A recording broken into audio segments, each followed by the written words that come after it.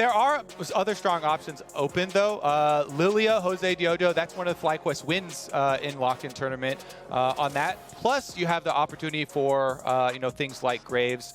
I very much doubt Fiddlesticks would show up early on. The cooldown on W got nerfed, which made it significantly more difficult. With the Rell Seraphine bottom lane lock-in, though, FlyQuest already showing that they're probably going to have Seraphine carry down on the bottom side. And like we were talking about for Johnsun and Diamond as being a pain point for this FlyQuest lineup, that lane is quite safe for yourself. You don't have to overextend. Rell is very good at going for setup too when you can call your jungler. So basically, this lane is kind of baby-proof for the bottom lane, in my opinion. Sure. You just play it safe until jungler comes, and then you've got a crazy initiation. Rell setting up for Seraphine lock-in. But when those two champs are level 6, that is crowd control galore.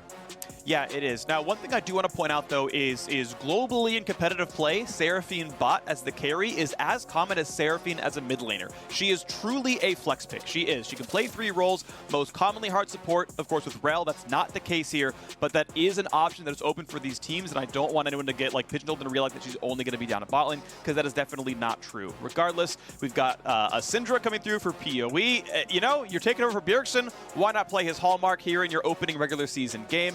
Alistar in the bot lane should be pretty good. Handles crowd control stacks really well with the ultimate, of course. And honestly, SwordArt has been phenomenal on this champion, so that should be a good look. And FlyQuest are playing a very go-forward, rely on JoseDeodo composition. You've got a bunch of supports for the Hecarim dive. Yeah, what better to go with your baby-proof bottom lane, Phreak, than a babysitter here. Hecarim going to come down and look for those kills. You get level 6, he brings the damage. And I actually like this direction of a strategy for FlyQuest. JoseDeodo coming in, definitely one of the strongest players here for the squad, and setting him up with confidence with a Hecarim while jungle is in the state that it's in right now, where you can be a true carry. Definitely like this a lot. TSM are going to have to start thinking about counter-engage. And they actually ban out one of their own possible choices there with a Galio, probably because with Alistar and Syndra, and too much AP, there's really nowhere to fit it in. But there are other things that you can look to for counter-engage.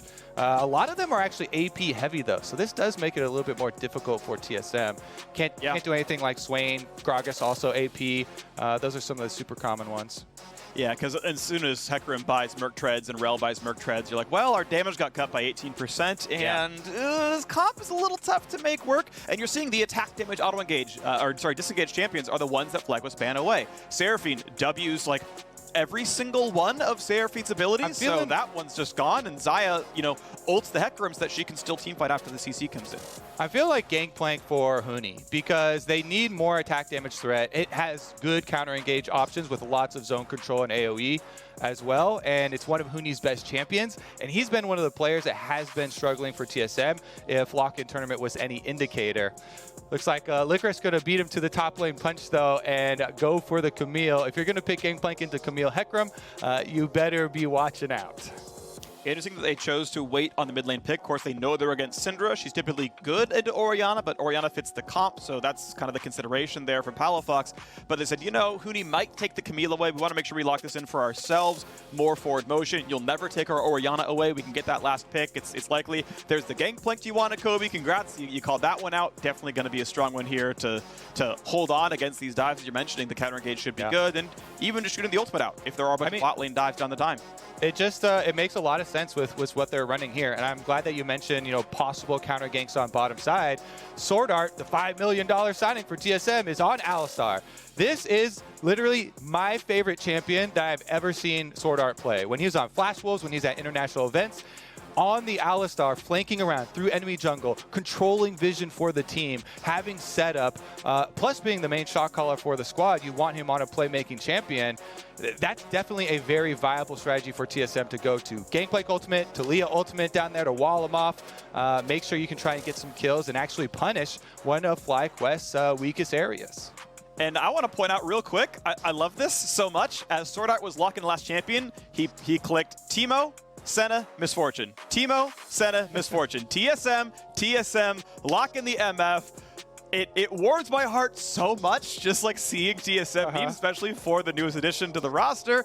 SwordArt, a huge fan of him as a player as well. And so yes, we get all the lock-ins. Orianna is indeed the mid laner here. It means Camille and Hecarim are the physical damage for FlyQuest. Plenty of magic damage coming out of Orianna and Seraphine as well. We usually see Moonstone Seraphine, though I'm still partial to Liandry's. It's not the build we see in pro play. TSM putting their whole roster together. And if Lost can play far enough back that he is not the primary champion engaged upon, that ult over the top is going to look really good.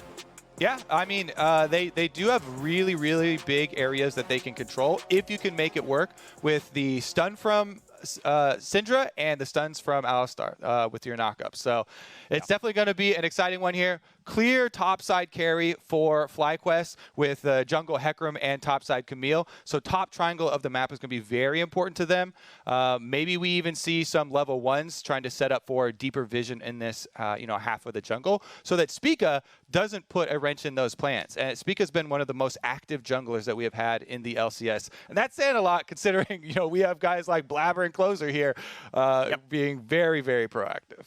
Yeah, Spica has really been outstanding. Super, super strong jungler. Glad TSM finally figured out the jungler they want to play with. I think this guy could be on the roster for years and years and years and truly be a cornerstone player. And as I said before Champ Select, I think he's been the best performing player of TSM for the last 4 months right now, counting Worlds and counting into the early 2021 season. I think he's really been phenomenal.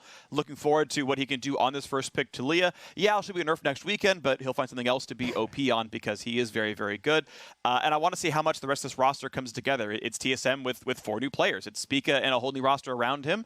And so far they had a quarterfinal exit. They lost to Cloud9 in the first round of the lock-in playoffs, and that was the end of their season. And we got to wait and see what they came in for the beginning of 2021 for the regular season, and the hopes are that it goes really well, right? The hopes are they run deep into playoffs and they can find their way at the midseason invitational. But we are onto the Rift now as FlyQuest have rebuilt their roster as well, and we're onto the Rift for Game 1 of LCS 2021. TSM are also an organization that always have kind of one eye looking off into the distance towards international success.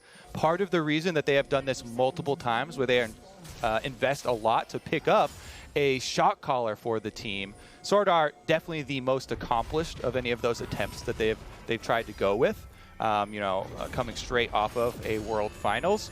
But with every game now that LCS has actually started, post lock-in, counting towards those international events, towards qualification to representing North America, these are the ones where they're really going to lay it all out on the line. Let's see what both teams have learned from the early stages. Looks like it is going to be bottom side start for both of them, heading up towards the possible Gangplank matchup. Okay, yep, jungler's on the bottom side. That means jungler's going to end up top side at 3 minutes, and that'll be what we're looking at right now, unless you have shenanigans and you do like a 3 camp and a bot lane clear, which is unlikely, but I guess possible. Jungle start there for JoseDeodo, going to get the heavy leash from his dual lane. Johnsun going to hold on to his double cast, wants that for lane pressure. So the very mediocre Seraphine auto attacks are the only addition he's going to provide. Similar though for Lost and SwordArt, putting in their own autos and getting themselves to lane at equal times. Hecarim, a bit of a slow Gromp killer, but it's fine. He has smite if he needs it. And we are into the lane. Alistar, not the strongest level 1 tank, doesn't get to provide a whole lot, so going to play mostly on the back foot here, TSM. Nice couple of autos by Lost. Diamond doesn't want to get into anything yet. Now, I want to talk a little bit about Huni's Gangplank specifically, because there is a reason that it was banned so much against him when he was in his prime. And there's a big difference between some of the other LCS Gangplanks that we've seen not play aggressively early on with this champion. I love Gangplank's early level 1 power. Huni always tries to make use of his Trial by Fire. That passive at level 1 does so much for you. So he sets up barrels in the brush to try and use to refresh his passive, constantly goes to stack up his grass procs, then will shoot off just as you see here. Thank you, observers. He gets the Q, plus then he gets another explosion there, so nice job by him. SwordArt goes for a small engage trade on bottom side though. Yeah, headbutt pulverize, some decent damage. Not a ton of follow-up, all things considered, but there's no stuns coming out of Diamond, so it doesn't mean a ton. Lost takes a little bit of poke, but they're just going to keep healing on back up. Johnsun, by the way, is doing Airy and not Guardian. So if he ran Guardian, he'd be much safer against getting dope because he could just put his shield on and then that'll allow Guardian to trigger next time he takes damage, and that would help him quite a bit. With Airy, he's a bit more of a poke monster. He's a bit higher damage, which maybe they do want, but does make him a little bit easier to dive. Regardless, quick wave clear for PowerOfEvil. 24 out of 25 possible CS is very, very good. And he gets to watch Spica take down the Scuttle and take his first recall. And so it should be a reset here for Jose down to bottom side to try and get there, for the respawn of his Gromp. He sees that the Alistar lane here for TSM has control of jungle, so Spica can just walk straight across mid and pick up the double Scuttle Crab for himself on this Taliyah. That is why you skip your Krugs on Taliyah. He just goes red into Raptors up towards his top side, pushing matchup there with Huni, and is able to pull off the double Scuttle Crab here. As I said, though, for Jose, he's just heading straight to his respawn Gromp. You don't actually lose out a lot of time, and this is him taking into account his lane matchups.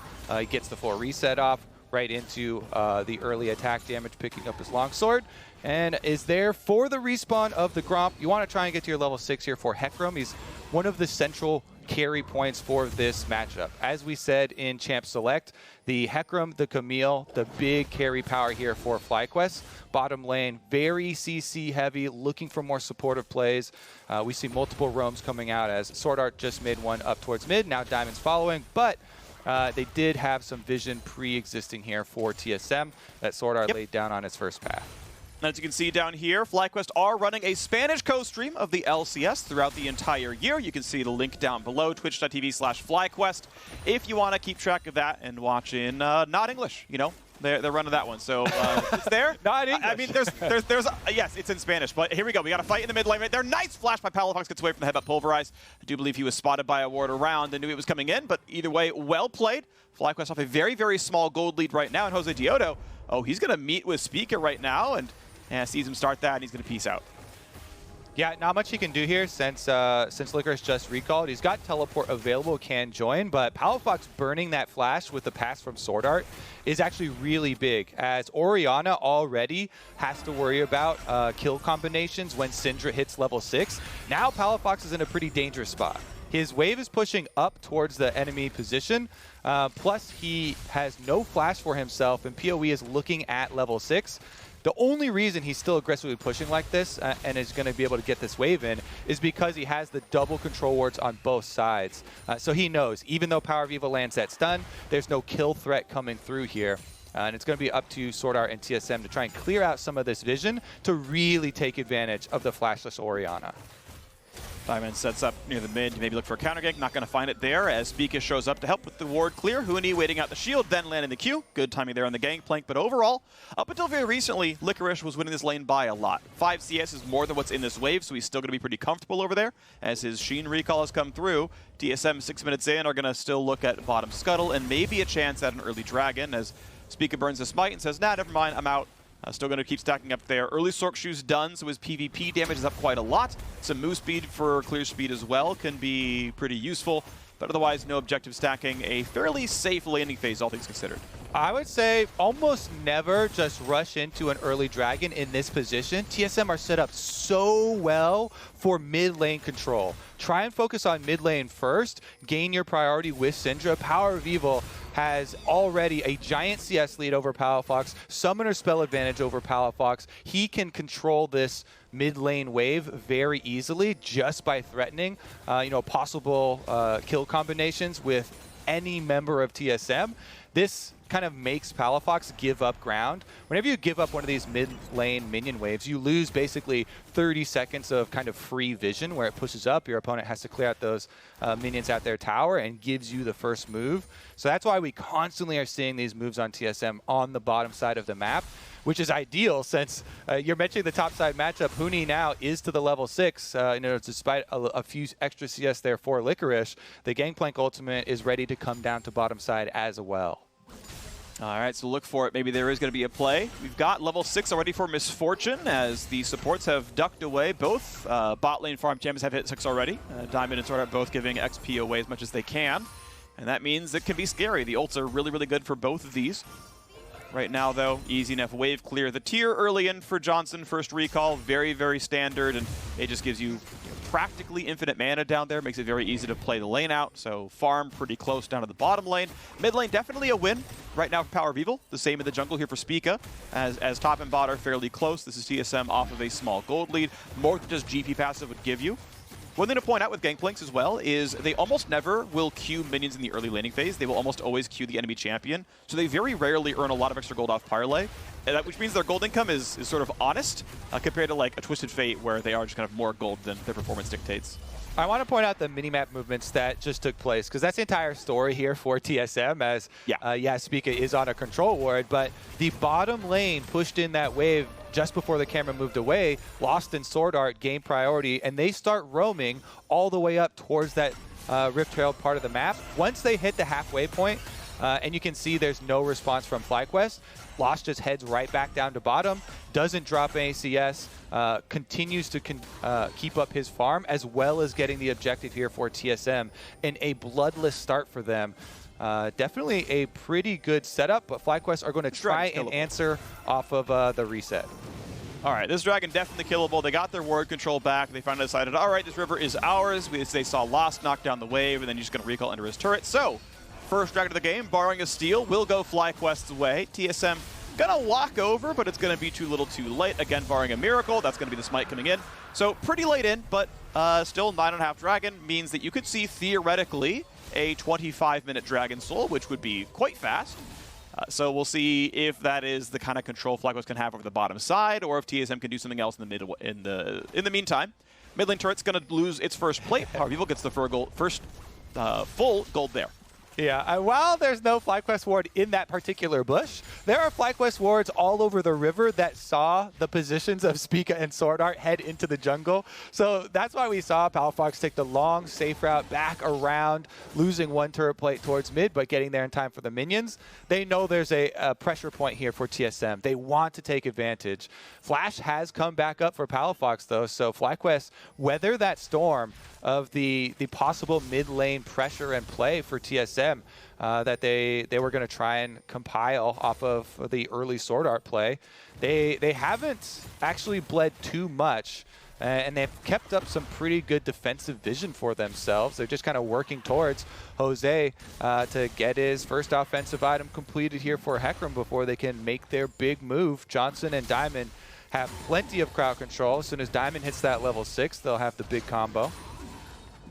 And right now, the only substantial difference in this game is the 16 CS lead in the mid lane, and a similar amount over in top. We have to kind of wait till Huni can clear the wave out, because the CS numbers are going to lie until that wave is gone. But as he knocks these down, yeah, that's about the difference here between these players. And still, you've got jungle, bot support all fairly close right here. An extra plate, 2 plates actually already taken out of the bottom side, and Spica is still holding onto that first Rift Herald. We may well see TSM in the next 30 seconds, honestly, go to knock down this turret with the full force of a push and Rift Herald, and I mean, that'll get you, 800 gold right there. Yeah, that's why you can see already the reinforcements. JoseDeodo heads down to bottom side. So a little bit of a feint here from TSM, and they do get Hecarim showing on this control ward, so they know Jose's position and will be able to apply pressure on top side. Spica here just picks up the Scuttle Crab. I believe he missed a seismic shove on the Scuttle Crab. Those things could be frisky, Phreak. Yeah, of course. It's okay. It's okay. Just don't play Senna. Otherwise, it's okay. We're going to move on. He nailed the Gromp, though. Boom. He nailed the Gromp. It wasn't moving. It behaved much more friendly, so, we're okay there. Items still coming through across the board in a lot of places. Merc treads in for Rell right now. Still no. Ooh, nice knockback by PowerOfEvil. The flash W. There's the ult, the shock over the top. Big damage on a PoE. Here comes the horsey. And JoseDeodo grabs first blood for FlyQuest, their opening game. Both teams, kind of a calm opening early game here, Phreak. Just feeling out the beginning of spring in the LCS. But FlyQuest are the first ones to actually pull the trigger, and it is the veteran Licorice who makes the call. Goes in on the Camille, even with the knockback from PowerOfEvil. He flashes immediately into the Hextech Ultimatum and Shockwave. Really nice play here from FlyQuest. But you heard that Rift Herald activation, Phreak. That sucker goes down, no plates acquired, and that means the dragon that FlyQuest picked up in response to the top focus of TSM did not have a significant cost. Here's another look at it. Licorice goes in. Yes, he gets knocked back, flashes over to make sure they get the shockwave. And once you have that, you know you can finish it off. Phase Rush Hecarim, one of the speediest in the game. And that is going to be a big one for FlyQuest because it went into the hands of Jose himself. I'm just sad that Spica didn't summon Herald when he was recalling out a bot lane when the wave was literally on the turret down to 3 plates left. Like, that's when you summon Herald. You can't guarantee you've got a better play in the next 45 seconds. And he wastes it, and I'm sad that they just threw away 300 gold and half a turret. So, I can feel your blood rising. Yeah, yeah. Especially as a bot lane, I'm like, look, just give me the gold. I'm right here. Just press the button, man. Oh, well. Everybody wants a piece of your Rift Herald as a jumper. I know the feeling. Huni on the top side as well spent his Gangplank ultimate. He has finished his Divine Thunder, though. So at least he has a lot better trading going on for himself right now on the top side. Yeah, gonna feel more comfortable. A lot of the mythics are coming through. Gale Force in for Misfortune. We had Leandry's for PoE even before that mid lane fight. Obviously, Leandry's doesn't keep you alive against a Camille Orianna dive, so sorry that's not going to help, but we've got Triforce in, we've got Moonstone in, and now a battle right in front of the next Drake spawn over the blue buff. TSM leashing it away. Diamond going to reveal some of the wards. Nice yoink by PoE. That's going to guarantee the blue should go over. Okay, yeah, had enough time. It was going to leash pretty soon, but he's fine. Cloud Drake comes back up. TSM are in a gold lead, by the way. They've gotten so many plates from lane pressure in mostly mid and bot that despite the first blood, they are ahead in gold, they are ahead in items. But I want to see who can get control over this river right now because there's a ward inside the pit for FlyQuest, and TSM's wards are starting to die. Yeah, it's a nice surge back here for FlyQuest to clear out all of these TSM wards. TSM had invested 4 control wards for themselves around this dragon area, but FlyQuest quickly move in. They take out the most important ones. Teleport is ready for both top laners, by the way, so this could be a deep teleport flank for him. Not going to find a shove. JoseDeodo was clearing through Fog of War. Spica was hidden behind that wall, but no, that's some more move speed coming in. He's cutting back and forth. Doesn't have actual Ghost up just yet, but still has ways of getting move speed with some of his teammates. And now it's a start on the Drake. Recall coming through for SwordArt. A hard recall signal, so they are not doing anything. They're going to give away second dragon here. And honestly, FlyQuest, yes, this game is playing really slowly, but it will speed up. And 10% ultimate haste. Honestly, not a bad thing considering the fact that they're pretty ult-based here on the FlyQuest side. It's really huge, Phreak, because remember the champ select when we're talking about the team comps and FlyQuest want to play as 5. They have huge synergy between their champions with so many heals and shields to buff up the diving combination of Licorice and Jose. They want to be able to use stacking dragons to draw TSM to just a brute force 5-on-5. But TSM are holding strong to their strengths here. The outer side turrets are both very low. They finish up the first turret bonus here on top side for Huni. They want to make these global plays. They've got the Taliyah, they have the Gangplank ultimate, they have very good focus fire. And with the outer turrets going down, if they're able to clean up the bottom one that you really wanted your Rift Herald used on in the first place, then that will open up the game plan here for TSM. Well, the gameplay for TSM seems to be slow and steady. I want to point out Huni. The stats won't reflect this because we usually look at gold difference or XP difference or CS difference at 10 or 15. But Huni, more or less by himself, got first turret at 16 minutes with, I don't believe there was almost any jungle ganks up there. There was the one roam mid from Licorice, which Huni got to pressure, but he has been quietly winning this lane and creating pressure and earning gold. So well done to him. Bot lane in the same boat here, right? Lost with SwordArt's help, have nearly knocked down the bot lane turret. That's almost dead as well. Again, very little pressure from the teammates down there. They are winning lanes overall. TSM are the slowest team in the LCS. Their combined kills per minute is lowest by far. They're 10th by a lot. They play slow, low-kill games, but right now it's working pretty well. Yep, we'll have to see when the test comes up at the next Dragon. 3 minutes, 10 seconds on this Infernal Drake arrival, which is going to be a huge, huge turning point here. We still have yet to see the Rell and Seraphine combination for FlyQuest. But SwordArt and TSM, their big objective leading up to this dragon is going to be getting some deeper vision for them. We mentioned SwordArt's flanks. Lost is going to Gale Force flashes, but still pulled back for good measure. Seraphine lands the ult. JoseDeodo going to grab his second and only kill of the game. That is so far so good. The dive combo comes in, and they're going to have cooldowns back well in time for Dragon 3. Yeah, a nice little extra bag of gold in their pockets to set up for it as well. Double Trinity Force Power Spike ready for FlyQuest pre-Dragon number 3 fight. So they are feeling very good about this. Look at Licorice already heading down from the top side too. Now, due to the extensive warding of TSM, though, it was sighted, and they'll easily be able to make the call. They definitely have been investing super heavily in tons of vision on the side of TSM. See if they can actually take advantage of this recall, though, to finish off this turret. 4 members of Rift Herald, they should be able to wrap up all outer turrets before this dragon spawns and keep up some of this deeper vision. You see SwordArt leaving that control ward deep into the blue quadrant as well. Alrighty, well, that's going to be turret number 2 taken, and again, the one in bot lane has about 300 health left on it, so TSM pretty close to being the team with all 3 turrets, with none answered to the FlyQuest side. That gold, of course, going to help. It's really buoying them compared to the fact that there have been kills from the FlyQuest side. Crucially, Lost is flashless and will be for Dragon 3. Does knock down that turret, so yep, TSM first to 3 turrets, no problem down there. That's going to be comfortable. 2,500 gold lead to them. I'd argue that is them as a stronger team then compared to the Drake stack that FlyQuest have so far. Licorice has to get out of there. An undefeated Camille, 5-0. All of that, of course, been on Cloud 9, but now here on FlyQuest, going to try to be part of the solution there. I just can't get over how different this start of LCS is from the entire lock-in tournament. Yeah. So, yes, the lock-in tournament was used for a lot of testing for all the teams, and a lot of them were pushing limits, going super aggressive, looking for these kills at every instance, you know, contesting vision so heavily, fighting over control wards.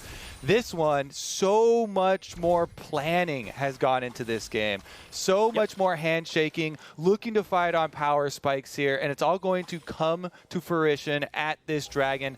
20 minutes into the game, hits the clock, and this is about to explode. Oh, Spica gets rooted right in the faces. There could have been an ult combo, but they chose not to go for the play there. It's probably correct not to, since the rest of the team could have shown up first, and they would have been a kill for getting wiped afterwards. But now, Dragon up at 13 seconds. Diamond goes over the wall. JoseDeodo, he's going to get cut off. Has ulti, I believe. Yeah, has ulti if he needs to get away. So that is Taliyah ult doing not much. It's not a combat ult anyway, so not really a problem.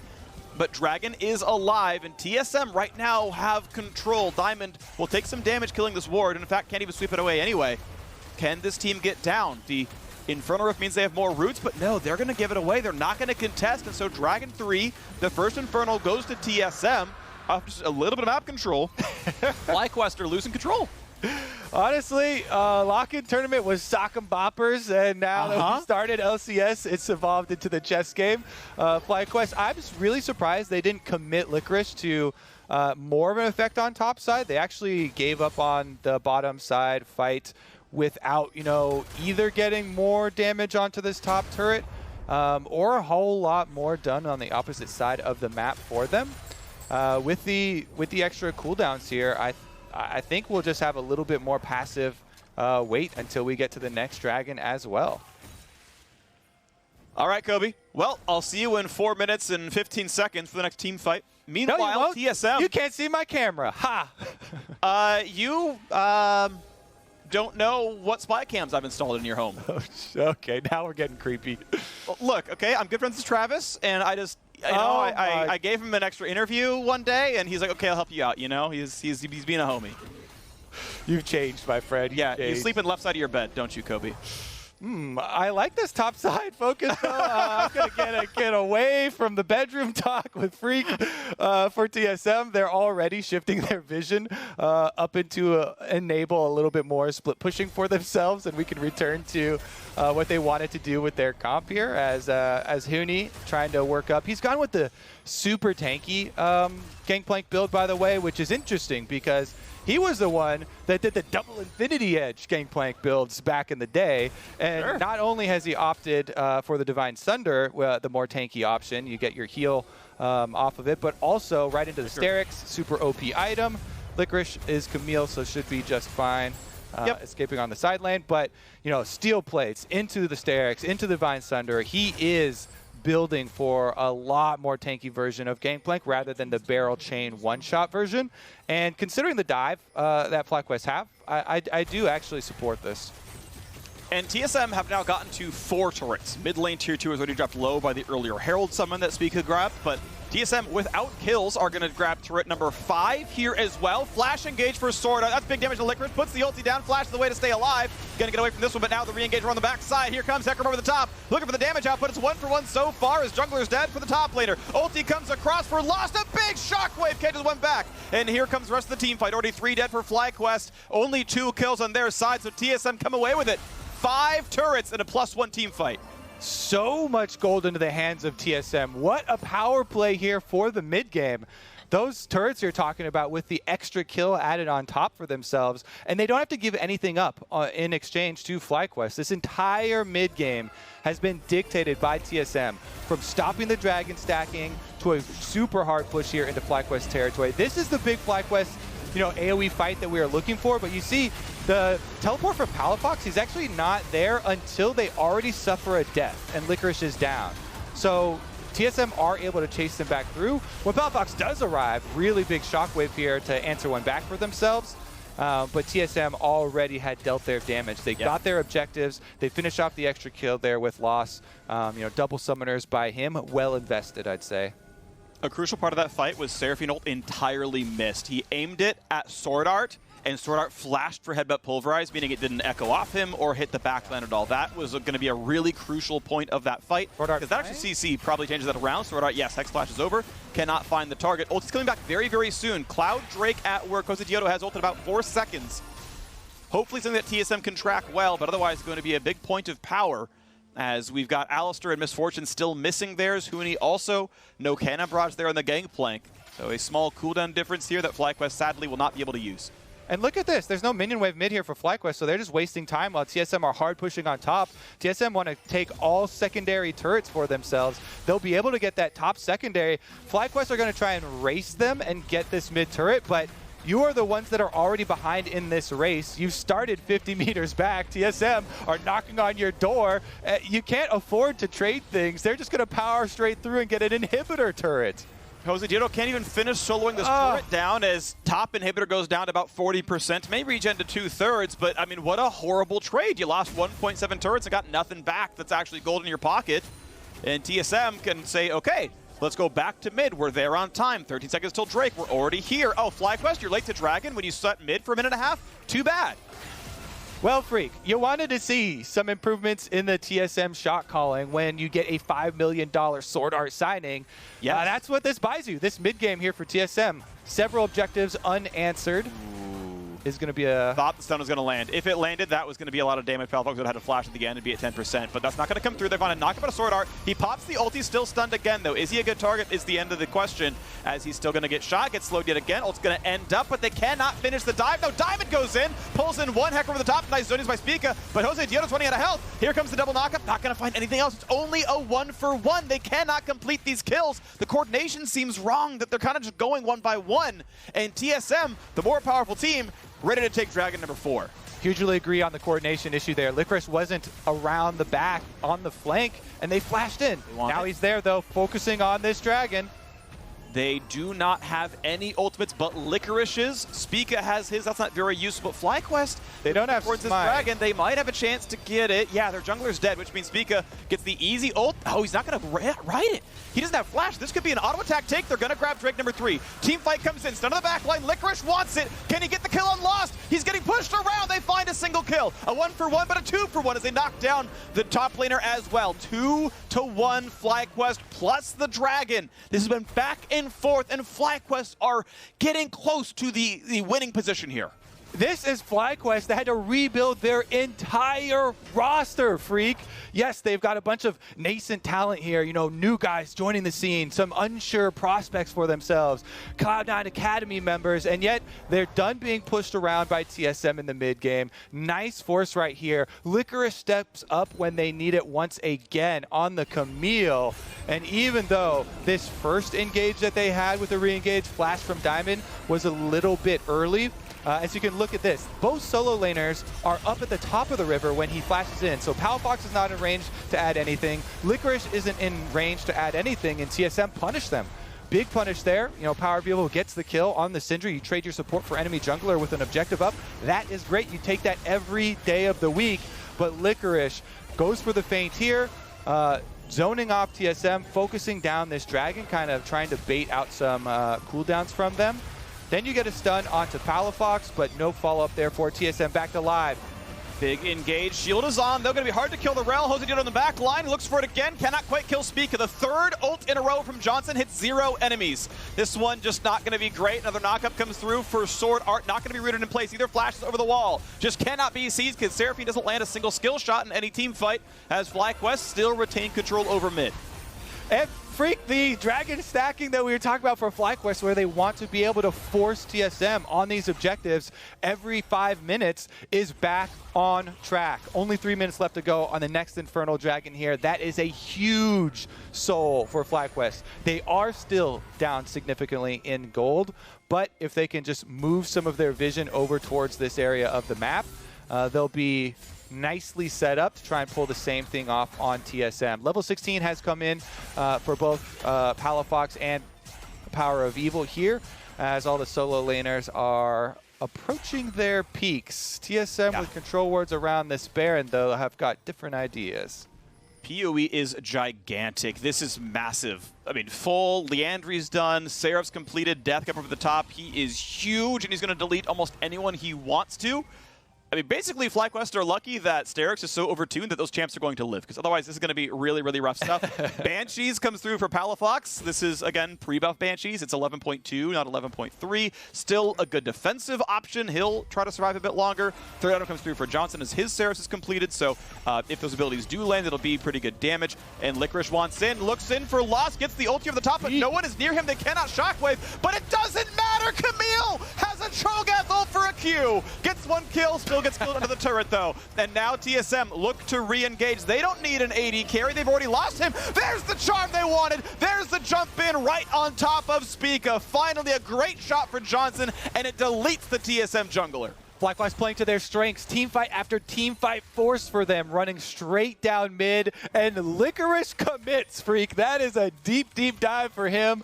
Is able to finish off his target even though he goes down in exchange, and Johnsun comes up with the big counter engage for them. Let's see how they force on TSM. Now, checking cooldowns for the turn. Palafox shockwave just came up on Orianna. Keep your eyes on that ball.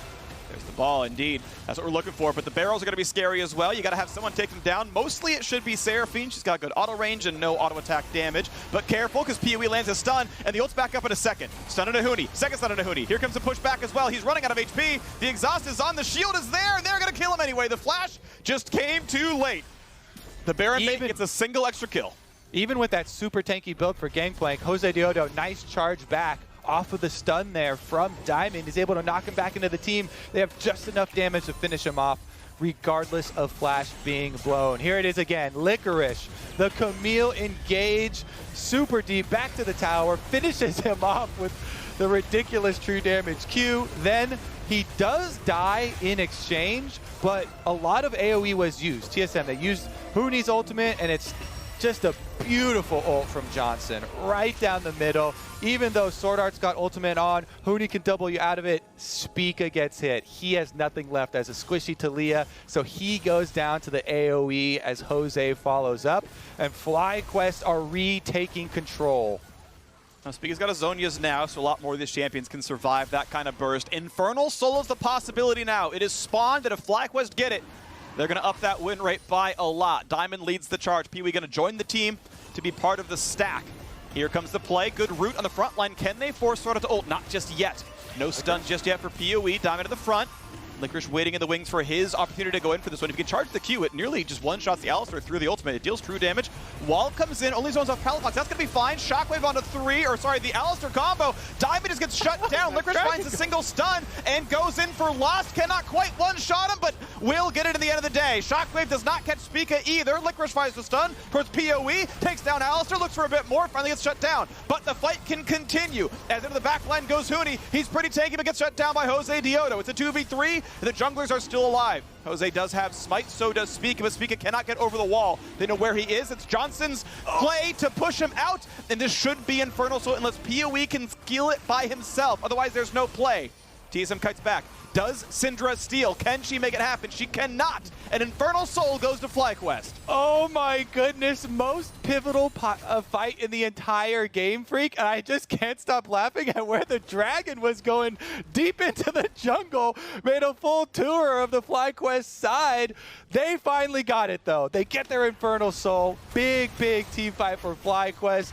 This is going to give them the reins for the game. Now they can easily control the Baron area. Let's take another look at it. This Taliyah wall is why the dragon goes up through the jungle.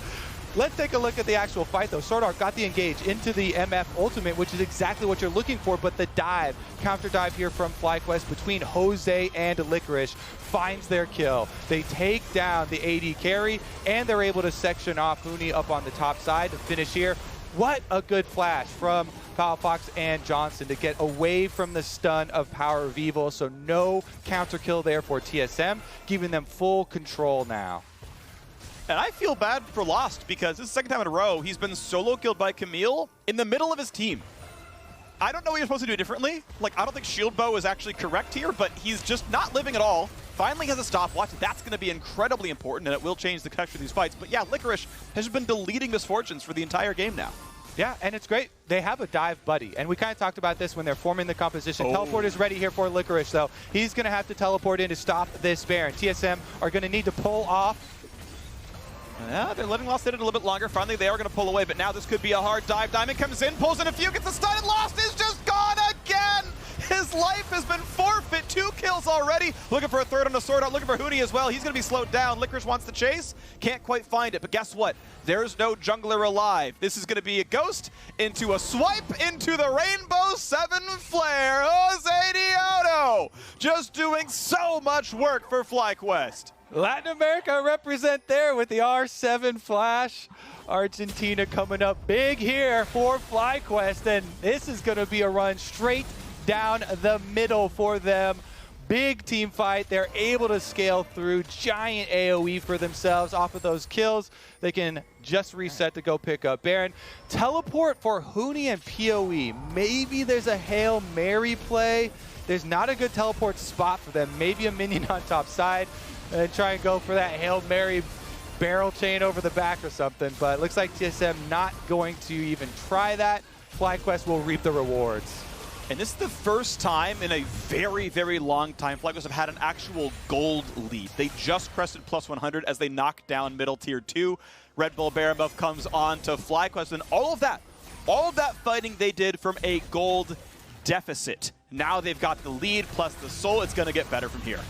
And we got to shout out Diamond. This is one of the guys we specifically mentioned looking for improvements from lock-in. He gets the engage, just full commit there on the Rell, gets his combination off, ultimate into the stun, Appel retract, and he doesn't even die for it. The team with so many heals, shields, and speed ups gets to make use of their crazy team fight.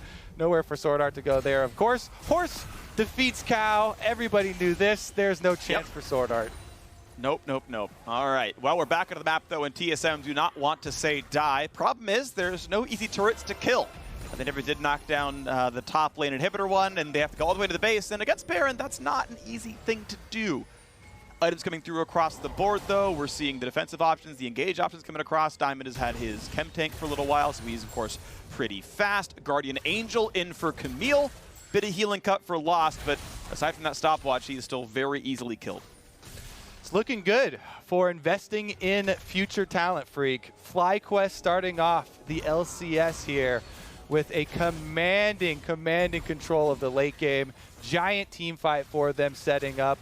Palafox pushing away on this outer turret. They've got Baron, so closing this one up should be by the books. You've got a super jacked Camille. Nobody can answer Licorice, so it just means everybody else on FlyQuest has to play safe enough that TSM don't get a crazy engage. And you see SwordArt waiting in the wings. He knows TSM's only hope is to try and make a quick engage while Licorice is split pushing, before that Camille gets there, so that Lost gets to play the game, actually.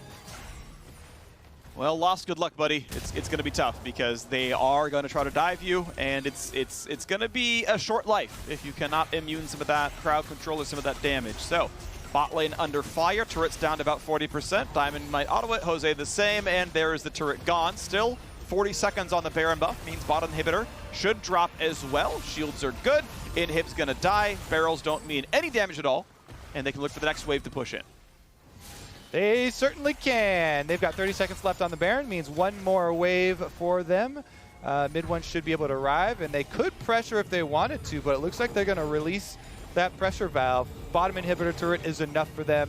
FlyQuest going to call it there. Nobody should be left around to give any comeback chance here for TSM.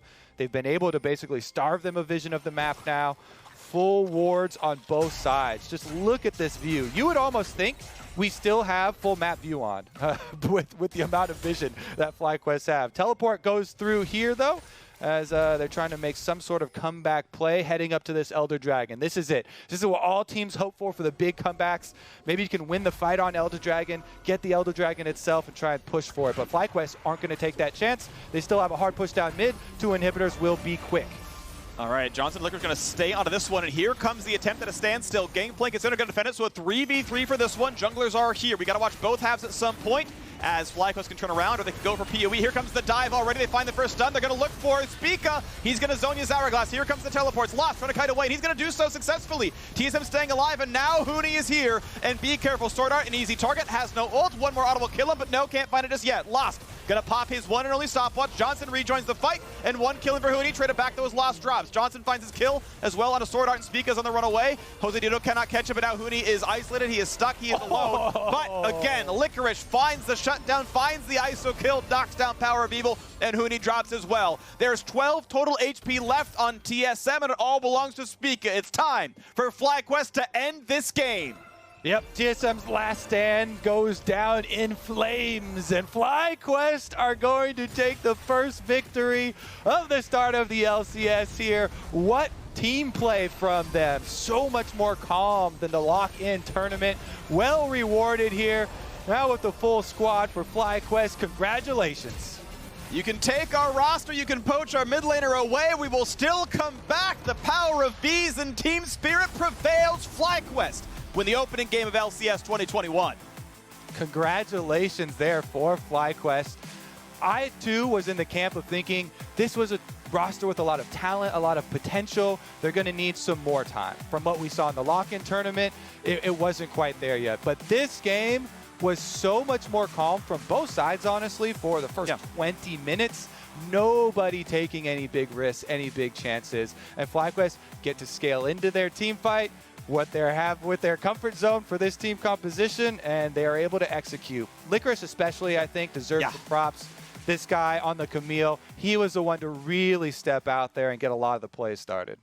He got a lot done. On the TSM side, I'm kind of conflicted because there's going to be the posts online of like, TSM, why are you so passive? But they got 5 turrets without having to take a single kill. Like, clearly the macro worked. They were earning a gold lead without having to PvP. So, like, there were some really good elements there. At the end of the day, though, the actual team fights are what did not work out for them. They couldn't use a Syndra for much more than an AoE stun in a team fight, and that didn't work out in the end. FlyQuest, of course, yes, played much better. Well done to them. You gave credit to Licorice. I agree he was outstanding. But now, it is time for the step away.